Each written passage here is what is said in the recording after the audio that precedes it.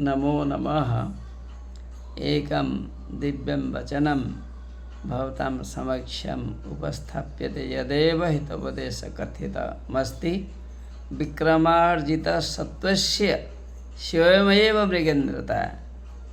विक्रम अर्जितसत्त्वस्य यस्मिन् सत्त्वे यस्मिन् जीवे विक्रमः वर्तते, साहसः वर्तते, वीर्यं वर्तते, आत्मविश्वासः वर्तते, धैर्यं वर्तते, सः असम्भवं कार्यं कर्तुं शक्नोति। अत्र सन्देहो नास्ति इति पण्डितनारायणेन कथितं।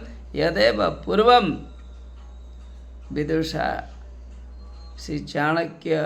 श्रीचाणक्येन कथितमस्ति।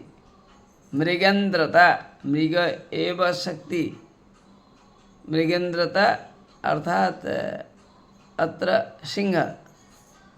सिंह इव शक्ति समायाति मनुष्ये। सिंहस्य इव साहसः समायाति मनुष्ये यदा तस्मिन् विक्रमः वर्तते, साहसः वर्तते, धैर्यं वर्तते, आत्मविश्वासः वर्तते, तेन सह बलवान् भवति। अत्र सन्देहो नास्ति।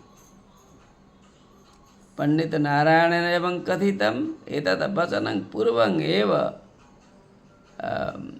विद्वद्वरेण चाणक्येन अपि कथितमस्ति। यदेव तेन अनुष्ठितम्। अस्तु, अस्य भावार्थः अपि अन्ये विद्वद्वरैः कथितमस्ति।